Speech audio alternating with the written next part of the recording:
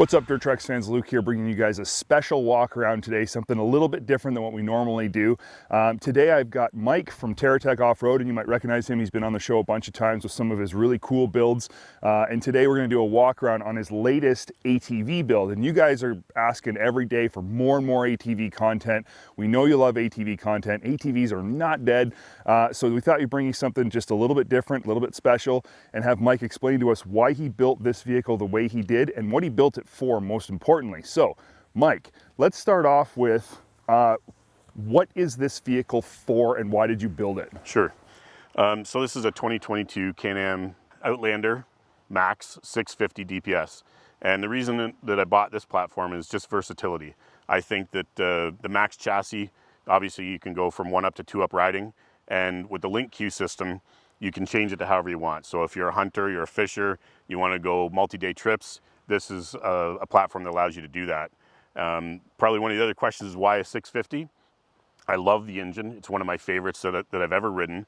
And commercially, I've been riding, I think my first bike was a 1983 Kawasaki 185 Bayou, so it's almost been 40 years that I've been riding bikes, but 20 years commercially. And I've seen this engine do really, really well with high miles.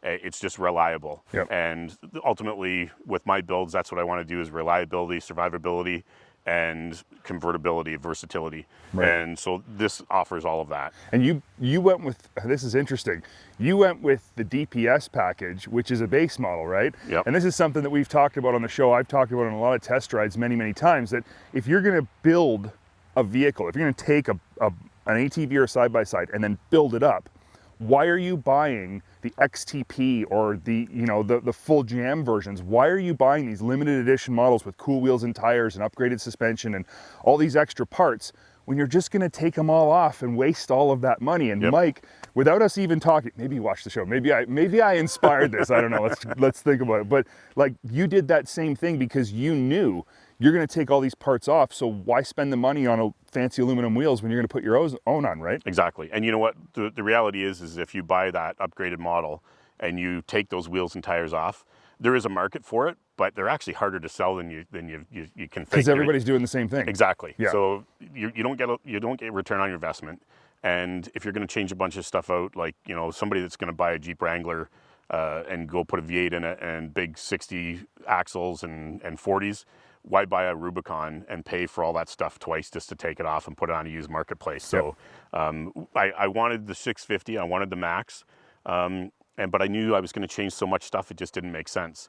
And so by buying the DPS, I got the power steering, and I got the engine I wanted, and I got the platform I wanted, and then we went from there. And even though some of the parts that we put on are from the XT, which is the next model up, there's really not a cost difference from doing it yourself. Right. If you look at the Can-Am catalog and you're like, oh, I'm going to buy that. For example, like we put the XT front and rear bumpers on, but the XT package comes with just the plastic hand protectors. Yep. And I knew I wanted these. So Yep. why pay for it to take it off? Sure, Yeah. sure. And we've always said, if you're the kind of person who's going to buy an ATV and just ride it, buy the upgraded model, because you're not going to switch everything. So you're going to Yep. get value in that package. So Absolutely. buy the upgraded model. But if you're the kind of person who's going to take everything off and make it your own, don't waste your money. And that's awesome that you did that. So what was the purpose in this build? Why did you build this bike? You got a really interesting reason, and it has a lot to do with sort of, I'm going to call it like your life has been changing, things are changing, Yep. kids are changing, and you've got a different purpose now with wanting an off-road vehicle. My kids are older. We've been in the side-by-sides for the last decade. We've traveled pretty much every place that I can think of within a reasonable amount of time where they have a good trail system, open road access, because we like to travel almost like a snowmobile product where we're going to do multi-day trips. Mm-hmm. And so we've done Ontario, Quebec, Michigan, New Hampshire. We've done lots of stuff, great vacations, but we've pretty much seen everything. And the reality is the kids are getting older, they still love to go, but we've been doing it for 10 years and we've done a lot of stuff. And we travel by ourselves on those vacations a lot, like on our own. We don't travel multi-car trips. And so when I come back, the car was sitting there, until the next big trip, the next vacation. I'm in Southern Ontario, so there's not really any places to ride. And I know more guys, more of my friends have ATVs. So when we sold that one, I just put the money away and I hummed and hawed and And like quite honestly, I built a very similar bike with Can-Am with a Specialized Vehicle Group in 2013. We did a 500 XT single seat and a 650 Max 2-up. And of all the stuff that I built, I kind of always had to regret. I was like, man, I should have done one of those. I should have bought one of those like when we did it, because really the platform until this year hasn't really changed a whole lot. So it's what I'm used to. It's reliable. And I thought it'd be a great base to start with. Well, and the interesting comment I think you made was that most of your friends have ATVs. And that's something that I think that's probably changing a bit, but forgive me, but I think that might be a little bit generational. I think that there's a lot of sort of older guys, maybe the next generation than me, which you and I aren't that much different in age, but you are one generation older than me, whatever it is, you know what I mean. Yeah, I get it. You're calling me old, I got it. Yeah. I feel it every day. But like sort of the group of people one generation older than me didn't have side-by-sides when they were younger. They came out when I was like in my 20s or whatever, that age. So they're just more used to ATVs. It's what they've always done. It's what they prefer. It works for them, and that's what they're going to stick with. So for you to say that was really interesting to me, that most of your friends have ATVs, so a side-by-side doesn't always fit in that well with a group of ATVs. It just doesn't mesh exactly. And that's something that you've remedied by just buying an ATV and going back to... Well, you know, here, the trails we ride, there are some trails you're just physically not going to take a side-by-side down. I've tried. They're it doesn't work. Yeah, they're great trails, and they're technical trails. It's an adventure. Yeah. And so kind of going along with what we've been doing with the side-by-sides for a long time is I built this, upgraded a lot of stuff on it. But what I love most about this is that I can take the rack extender off, the fuel tank off, the back seat, the box, and with the Elka shocks, I can go get after it with a bunch of friends. Right. And then in 10 minutes, I can turn it back into a touring product. Because of how easy LinQ is to work with. Yeah. Yeah, Can-Am has a great platform there. Yeah. Well, why don't we talk about the vehicle and some of the stuff you've done to it, and I'm going to let you kind of tell me about the stuff, and then I'm going to ask you questions about it. So if you want to start wherever you want to start. Well, we'll start from the front and work our way back then. That's logical. So at the front, we've got an Ultrahook by Factor 55. Those are a really neat product because it's a closed loop winching system. And what that means is that you don't have any open hooks. So once you're hooked up, secure. And everything, obviously in a winch kit should be rated. And so this is a really, really cool product in the fact that you can hook like a standard hook, and then you also can use a clevis pin at the front. You were telling me that this little hook here, this little pin pops out and goes in there. It goes in there and locks this tight. Yeah, so it's not coming out during your winching operation. When stuff's covered in mud, you can't see it. Once you hook up, you're 100% secure on that. And I like these little rubber bumpers here are on both sides, so when you tighten it up against the worn fair lead here, it doesn't rattle, because that drives me nuts. It does. It sounds like other stuff's rattling that shouldn't be. Yeah. So like I said, we use a lot of Can-Am parts. So it is the Warren VRX 3500 winch. We bought it with the S, so that's from Can-Am. They have their own winch, and then they've got the Warren stuff, so it's a bit of an upgrade. And then again, like I said, with the XT package, this wouldn't be on the XT package. Right. So again, why buy a wire rope winch when I knew I wanted synthetic? Yep. So that's one of the other things. We did go with the Can-Am XT bumper, and there's two bumpers that are really cool. There's the XT, and then there's an Excursion. The Excursion bumper comes down like this though, and I knew that I wanted a light bar on the front. Right. We'll go back to me being old again. My night vision isn't as great anymore. And so we use the Can-Am light mounts, and they're pretty cool because they're universal. They'll just go to any bar. Yep. And so we were able to make that work with the 10-inch rigid Radiance light. So the rigid stuff, I won't put anything else on a vehicle. I've never had a failure. If you watch any of their destruction videos, they're shooting rifle rounds at it and it's still lit. So it's more than I'm ever going to do to it. And it is at the front of the vehicle, so obviously survivability is an important factor. The Radiance, it's a regular light, but it also has backlighting for guys that want to customize their ride, like the cat's eyes that people have. So it actually has a backlighting, and just by flipping the switch, you can go through red, purple, yellow, green, whatever graphics package or whatever style you have for light. But the other cool thing for me is the multiple covers. Okay. So instead of buying a specific light, I have a white light. I can mute it with the smoke cover. I can do blackout, but I have a yellow for at night and in rain. I love having that light. So you just pop this cover here off? Just pop that cover off and then just throw a yellow one on top. Is it toolless? It just clip on clip? Just really simple. Just just like that. Now Cool. you get Okay. a bare light, and you've got your yellow or smoked. Done like And that. it comes with them all. No, they're cheap though. I think they're like $15 to change Really? covers. Yeah. Huh, I never thought about doing that to a light. I always thought just let it be bright, but you're right, in rain, Yeah. a bright light shows all the raindrops and makes it harder to see. Yep. But a yellow would block that out and you just see what's in front of you. And for dust, if you're following somebody yeah. else with dust, the yellow light is fantastic. Huh, interesting. And then another Can-Am product was the 4-inch rack extender. And for me, that's just if you're putting extra bags here, it's just protecting your stuff, but also gives you some tie down points. One of the other cool things that that we partnered up with Up North Technologies, and so they make a lot of plates for non-Skidoo products, and that's for guys with Polaris that want to run LinQ accessories On snowmobiles. On snowmobiles, Right. So he started into the off-road side of things as well with this, and so it's just 4 bolts to put this aluminum plate down, and then you have to buy the LinQ brackets. And what this allows us to do now is put any 16-inch LinQ accessory. And so there's all kinds of bags, larger fuel containers, simple, easy on and off.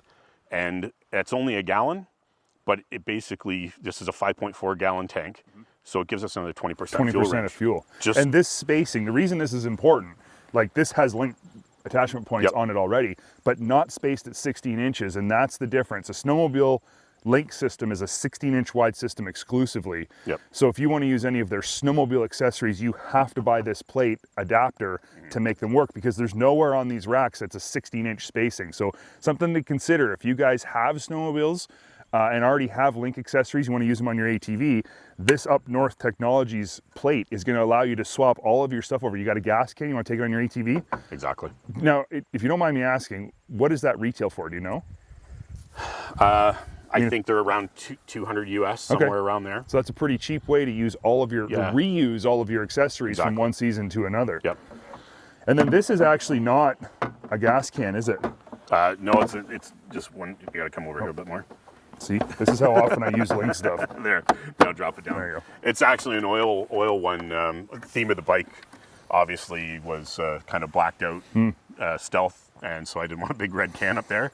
But so that's the oil XPS can. Cool. It actually kind of fits really well on the front of the bike too, doesn't it? Yeah, looks good there. Yeah, and from a seated position, it's not affecting. Yep. Like if you're posting, you're Below standing the up. extension. Yeah, you're not wrecking your view when you're trying to pick a line for sure.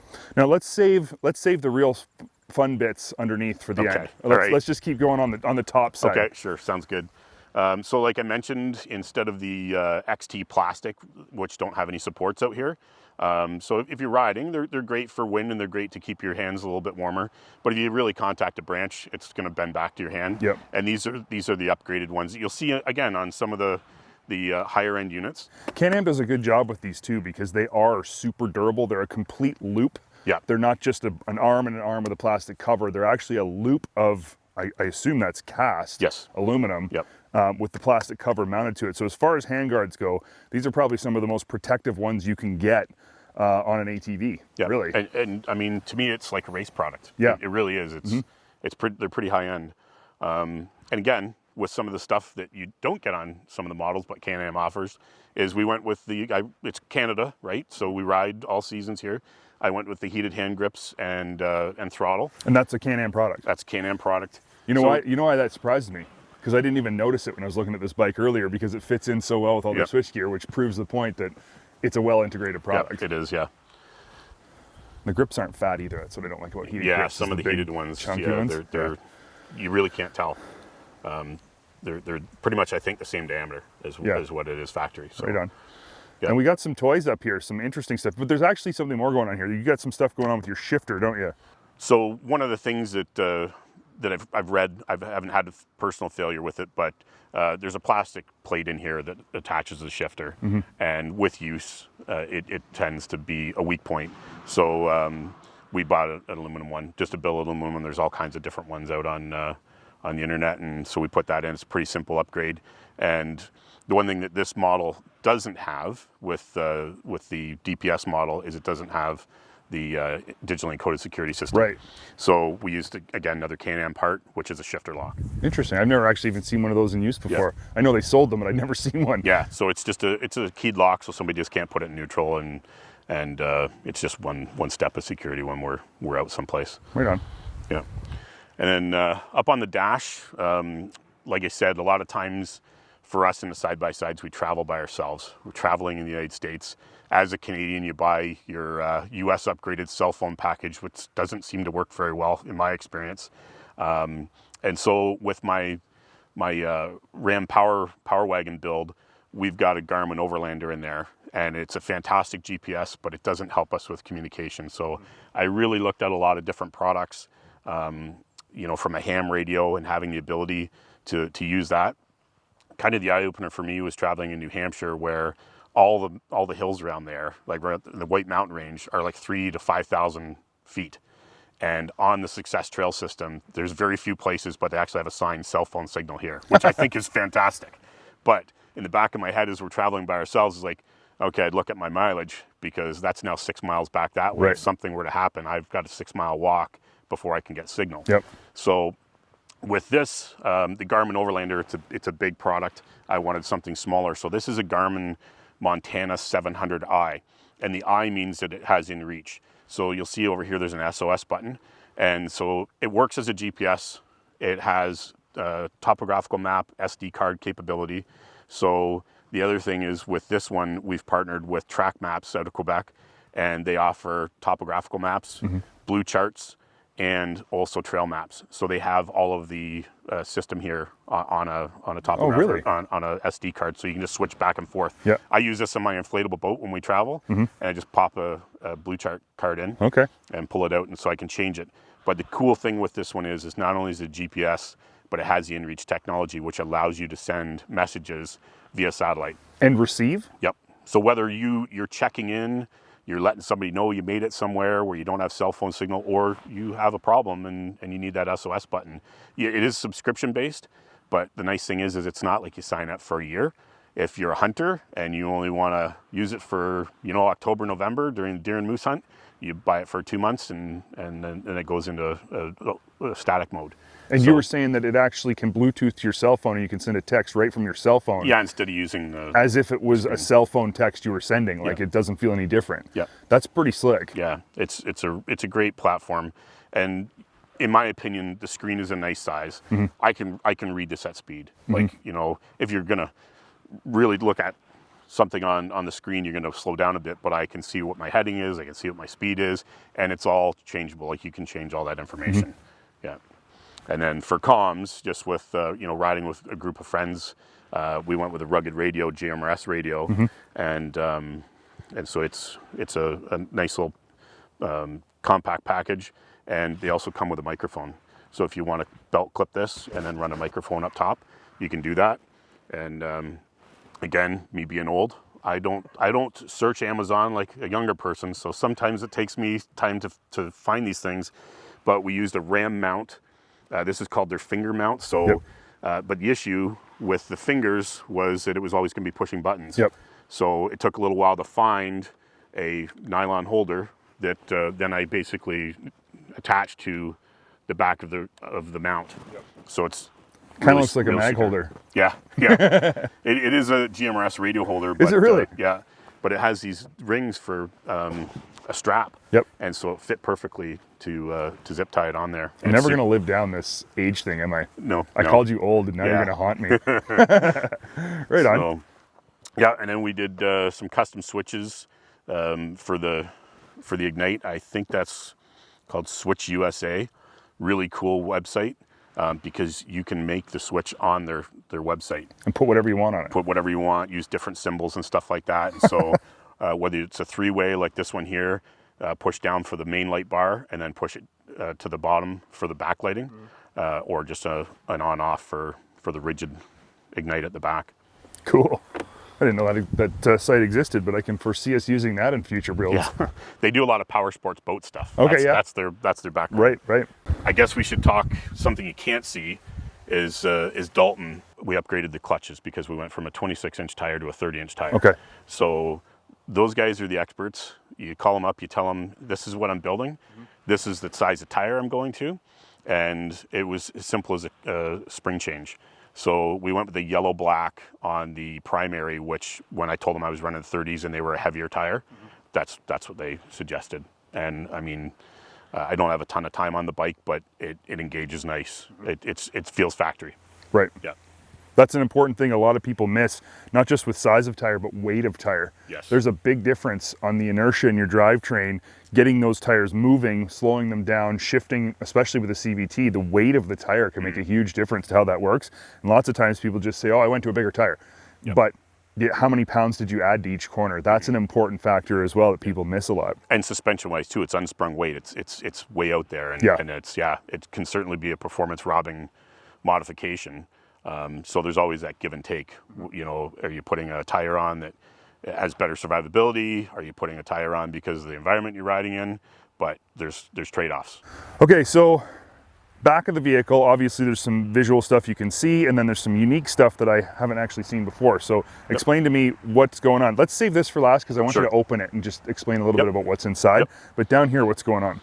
Well, same thing. We use the XT rear bumper, which is nice because it allows a pretty good amount of protection. They have upgraded these now to a welded piece. Those were plastic at one time. I remember that. So that's nice, and gives you lots of access to the rear box. Using an Axia alloy mount, it's like their GoPro mount. We just put that there on the back bumper, and that's a rigid ignite. It's a really tiny light. They're super bright, and I have some friends that actually mounted 2 of those on the front with the Expedition style bumper because it tapers down, so you couldn't use a light bar. They put 2 of those on, and it's like it's like a plane coming down the runway at you. They're super impressive. And then we can talk a little bit about the Tiger Tail there. So there's a gentleman here in Ontario, and he started a company called Afraid Not Ropes. Afraid Not. Afraid Not. I'm assuming it's spelled K-N-O-T? Yes, it is. It is. Okay. And so he's doing some custom stuff now, and he does everything from ATV, UTV, Jeeps, all the way up to heavy farm equipment like kinetic stuff. So versus, you know, a regular tow strap that you're going to tow somebody out, and it's designed for a static pull where you gently put the pressure on in order to remove a vehicle from being stuck or whatever. This is kinetic. So what this is designed to do is stretch, and then it retracts, and that's what gives you the tug. And so the Tiger Tail there, he sells that, and then we just put it in the rear with a hitch pin, which, you know, on this bike is the most secure spot you're going to get to have an aggressive pull. And then I use the factory worn winch hook. Off the front? Off the front. Oh, yeah. And it's nice because it goes back there, and it just hook it around like that instead of it being up here banging around on body work and that type of thing. Cool. And it's a little bit higher too, so when you do get stuck, you're not digging way down. I saw a video of you not too long ago. I wasn't stuck. Yes, I was. Digging around. Very stuck. Oh, right on. And then, you know, you've done some stuff in here too. This is just your standard storage box, but it's not your standard storage box now. Same gentleman. What he has is really cool. One of the things that I'm not a mud guy, but I don't like bypassing stuff on a trail. I really think that, you know, when everybody sees a water hole, they start going left, they start going right, and that spot on a trail soon turns into 60 feet wide, and there's no reason for it. So I do go through deep water, and one of the things is with water is you got to worry about where it's going. And so he sells these gasket kits, so you just pull the factory one out. Oh yeah, it's way thicker, isn't it? Way thicker. Yeah. It actually, the first time you try and shut it until it creates that groove there, you can tell how tight it is. And he's got pictures where they've had bikes in the water and there's not a drop in there. Nice. And the other thing is he makes one for the air intake. Okay. To seal out the air box. That's smart. When you pull that off, it's just foam. Like really porous foam. And so it's a very similar product to that. And And this is the same guy that makes the ropes. Okay. Same guy that makes the rope, and then that's one of his This is his kinetic ropes as well. recovery straps too. Sweet.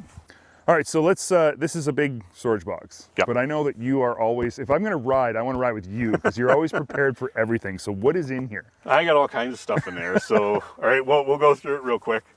So this is the LinQ box. Again, really cool because it's only on with 3 LinQ.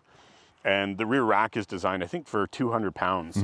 So, you know, you've got your 2-up capability. You can still bring somebody with you, and you've got all the storage. So there's a difference between using a Can-Am box and an aftermarket box. And it's something I just noticed while you were using this right now. Like a normal box just hinges, right? Yep. It's just a basic pin hinge. This has got like a whole cantilever system, so it clears the passenger seat Yep. and does it right. And that's a pretty big sales pitch in my mind for Yep. using the proper box, not just buying some cheap thing off of eBay, right? I've had different stuff over the years, and there's some good stuff out there. But the other thing is like, you know, taking a hit and whether it's going to shut again afterwards. And so I've been super happy with the Can-Am storage systems. But yeah, so going through this, we just got some canvas bags with tools. This is a spare belt. Okay. So one of the things that we did do with this build is when we were doing the clutch work, we took the factory belt off, that's now here, and then upgraded with the side-by-side belt. Okay. So it's just different part number, Yep. but it's a stronger belt. Yep. If you talk to any guys that run dunes, that's the one that they're all running. So, you know, just some specific stuff for ATV, this ATV, and then this is a full tool roll. Okay. And so we've got lots of different stuff in there. Glue Tread, I know you guys know those guys. We do know those guys. Yeah, and I believe in that product. Yeah, 100%. You know, commercially, we talk about tire repair, and it's all punctures. It's all punctures. Yep. And I've been out with you where we've done some sidewalls, and you're trying With to about shove multiple 37 pepperonis in there. You're trying to shove a bunch of stuff in there, and it just doesn't work. So I'm super excited that that's out on the market. This is just a recovery kit, and again, I'm old. I grew up with clevises and snatch blocks and a lot of heavy components. And the one thing that I've learned, and I've watched guys do this, where they've got a box like this and they throw their sub in there and a bottle of pop and then go ride a rough trail, and they have a soup sandwich at lunch because it's all exploded and everything else. Been so there. A lot of times I'll overpack a box so that it's not moving around. Yep. But when you have a whole bunch of heavy recovery gear, whether it be down here in the storage box or up here, it's going to be moving around. And so with Ian from Afraid Not Ropes, this is his synthetic stuff now. So instead of a snatch block, you've got... That's really cool. Yeah. So it does the same thing. It reduces your drag and allows you to pull in a different angle. And it's like super lightweight. And people would say to themselves, like, well, wait a minute, but it's not going to roll as smooth. This isn't rubber. No, it's aluminum. This is aluminum, so this slides really well. But the thing that I thought of immediately is, when you're winching, how fast does this really have to roll? Let's say it did have a bit of friction on it. Yep. It's going like half a mile an hour. I mean, it's barely even moving as you're winching. So what difference does it make if it's on a roller bearing? It really doesn't need to be. Yeah, 100%. And that's really lightweight. So there's the replacement for a shackle, right? Yep. There's no weight to it. And if a winch line does break and it's coming back at me, I'd much rather be hit with this than something that's made out of steel. Yeah. So yeah, it's pretty neat stuff. Afraid Not Ropes. I like it. Yeah. Very clever. And then just a dry bag with extra gear. I always underwear, socks, t-shirt, and gloves. So I always keep that stuff in there so that if you do end up in the drink, you've at least got some dry stuff to put on. That's your military police background, isn't it? Yeah. Yeah. Be prepared with I've spare underwear and socks. I've spent too much time in the bush.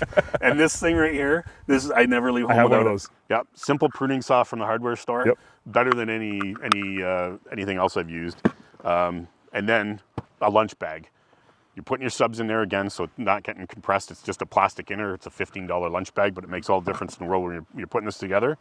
Another big thing for me is a micro start. Oh yeah. These do not have a backup starter anymore. Right. So when you drain the battery on one of these things, you're out of luck, right? Yep. So the micro start, and I started carrying these with my side-by-sides because we're traveling by ourselves a lot. And it's a battery pack. Anti-gravity is the maker of this one. And you can still charge your cell phones with it. You can use there's a flashlight built in. Yep. So there's a million different companies make them, but they're so small now you're crazy not to have one, especially now if you have a storage box. This one here actually is a pretty big one, and the reason being is I use this back and forth between my vehicles. This will start a diesel pickup truck. Right. So instead of carrying one that starts my ATV, I bought one that starts everything that I own. And then just a kind of an extra toolkit here. This is our GPS bag, so the GPS fits in here to protect it. And then I've got my SD cards in my backup bags. And then this is my survival kit. I've carried that for 20 years. I'm a big proponent of being able to, if you only travel to improve your situation. So if you're stuck and you got to go somewhere, the fact that it has a strap, I can throw it over my shoulder and I can walk until I have shelter, if you got to leave the vehicle.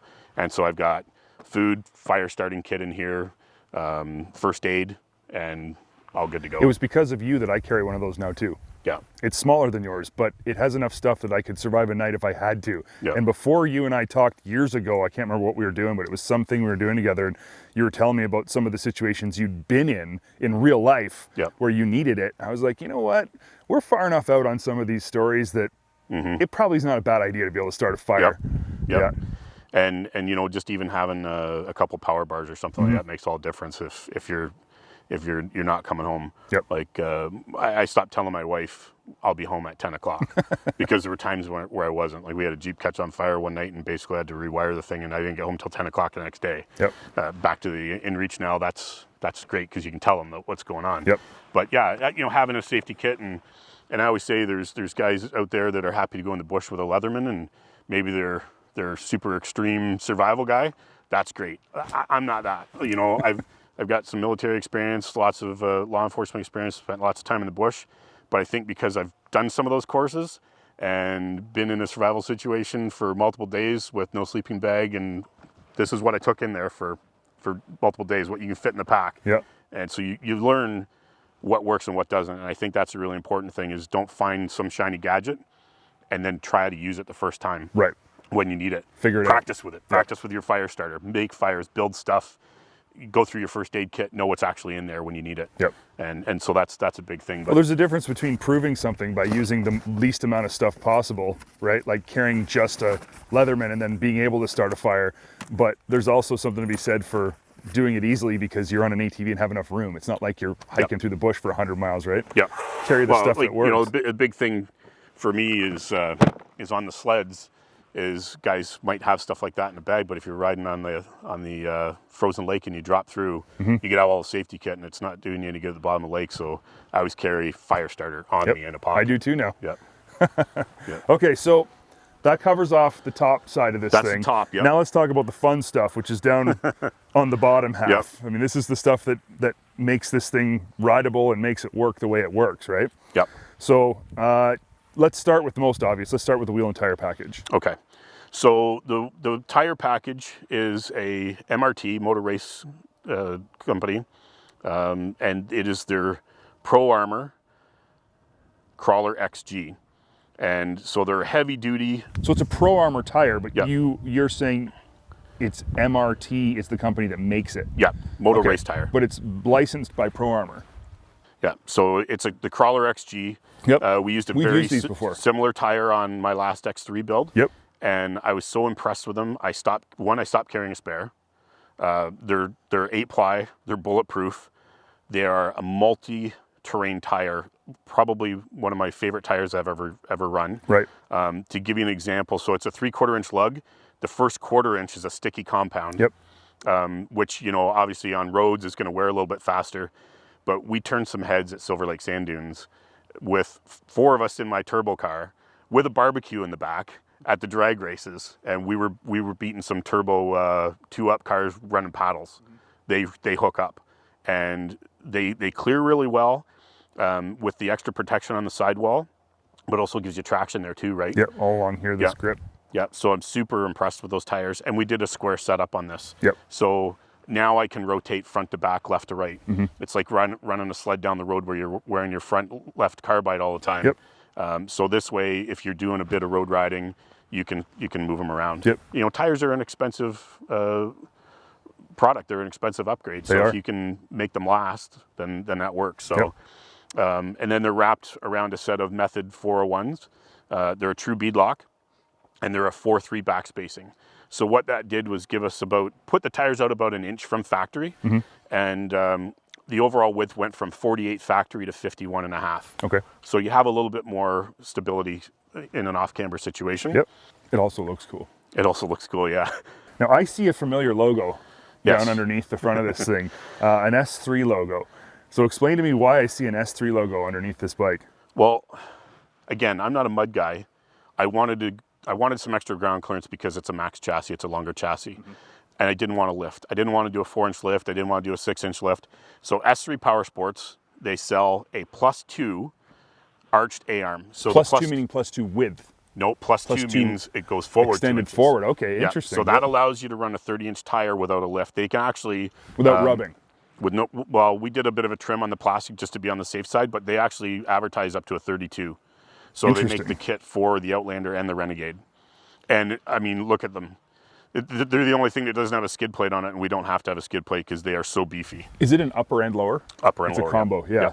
All the guys, you know, like you said, you saw me stuck in the mud there in Saskatchewan with Ostacruiser, but they run S3 on all of their vehicles and swear by them in terms of durability. And, well, we've run a couple of their cages, and I'm just super impressed with the quality. Yeah. Like, very, very impressed. And you know what? You can phone those guys, and somebody always picks up the phone and they answer your question. Yep. Well, they're built by guys who use them. Yeah. And that's the key to everything. If you want to buy a product that's quality, buy it from somebody who actually uses it, because guess what? They don't want to put crap on their own vehicles. Exactly. Yeah, right on.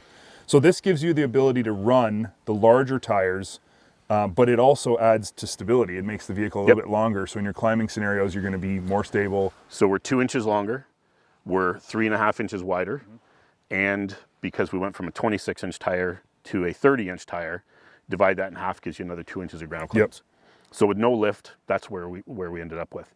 And the other thing is, yes, you know, you're going through a trail, you're going to have a bit more debris coming at you because they sit out from the bodywork, but they also protect the bodywork. Right. Like if you're in tight bush or in the rocks, the tire and the wheel combination is going to hit before you're ripping plastic off. That's a good point. Versus putting fender flares on that get ripped off first. Now there's another thing under here that I'm very familiar with, and it's a little red anodized pieces on these shocks that indicate that you've got something going on here that's pretty slick too.